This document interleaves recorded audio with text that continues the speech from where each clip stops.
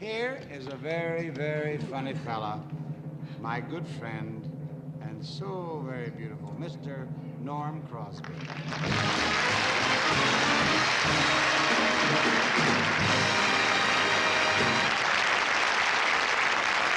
Thank you, Dean. Thank you. Thank you very much. Hey, how about the kids on this show? Aren't they beauteous? Really. I think this is without doubt the most voluptuous conglomeration of feminine pulchritudness that has ever been put together.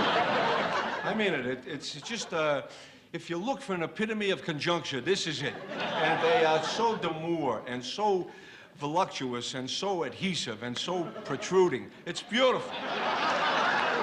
And did you notice how Dean treats them with such tenderness and affliction? It's something to see. It really is. They literally fling themselves at his incumbents, and he stands there, and he's so suave. He's so nonchalant. He's got a certain inner flux that excretes from this man there's an aura of marination that radiates out of him. I don't know where it comes from, but he's got a certain continental savior-faire that a lot of guys could learn from him. Too many fellas don't have that now. I mean it. Men don't have that kind of apathy for women like Dean got. Men today push women into the subjunctive. They give them retard. They do not raise them to the pinnacle where they're supposed to go. It's been too long that women have lacked this kind of beautiness. I really mean it. They deserve more. They deserve it. Since biblical times, women have suffered abuse at the hands of men. From Pope Gregory, when he built the garrison. And from King Solomon in Ruth 1, when the king said, don't tell Ruth 2. You remember that? There was a man, 300 wives and no children. He used to walk around saying, what's the matter with them girls? Because they were unbearable. The primitive guys, let's go back a little bit. Forget about now, hence. Let's go back into the future.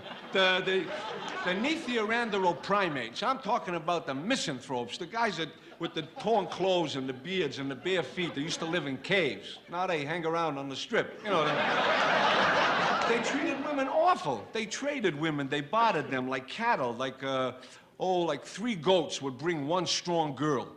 Of course, in those days, girls were much stronger. That's before they had hexachlorophide and depilepatary.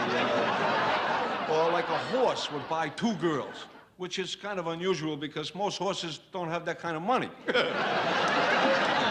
How about the guys that do something in the complete opposite of what we're talking about? There's a different thing that men put women on a pedestal. That's a wrong. That's a wrong. Men do that because they're scared. They raise a woman to exaltation and they put her on a pedestal. Ladies, can I tell you something? We will talk honest. If any man ever walks up to you and says, hey, you want to go on a pedestal? Tell him, forget it. I ain't going to no pedestals. And don't go. Because a woman don't belong on a pedestal. A woman should not go on a pedestal. A woman has a purpose. All women have a function. A noble, magnificent, beauteous function. You ladies know what it is. I know you know. You know your function. It's to proculate the race. This is a woman's function. I'm serious. If anybody ever walks up to you and says, excuse me, madam, what's your function? Tell them, proculate the race. That's my function. And a pedestal is not the place. You could slip, you could kill yourself on a pedestal. The great men of history believed this, were not ashamed to treat women with chivalrousness and courteousness. When Cleopatra first saw Caesar making the salad, and she walked right up to him and she made a courteous and she said to him, Ave Caesar, which means, hey, Julius. And he bowed unto her and he said, fair maiden. He called her a maiden because she never won a race. How about Christopher Columbus?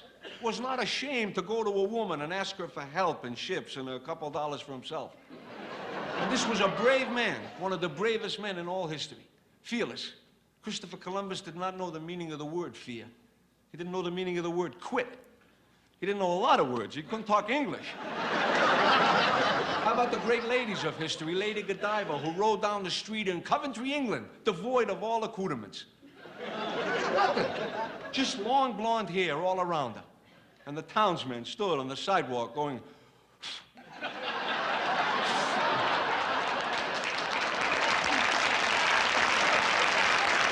Now you're beginning to understand. In the days of Madame Pompadour. Now, the days of Madame Pompadour were Tuesdays and Fridays till 6 o'clock. You know, holidays was 9:30. But this was a great woman.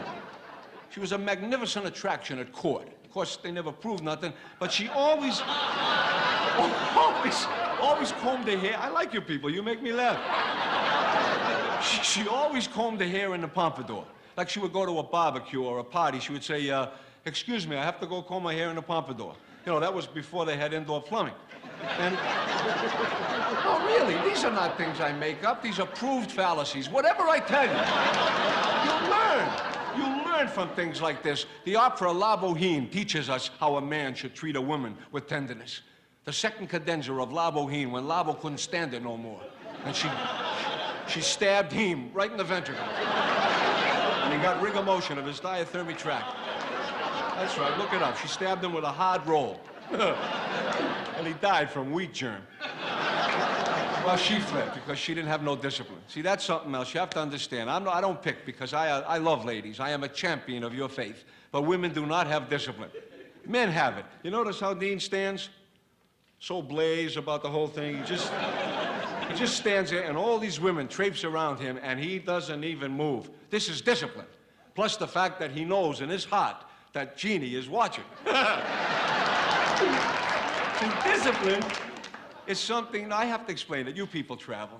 Everybody here has been to a hotel at some time or another. There is a little sign on the wall of every bathroom in every hotel in the world that says, please put the shower curtain inside the tub before you take a shower. It is a simple request. Women do not do it. They just don't. Men do it because we're trained. A man sees that sign, instinctively, it goes.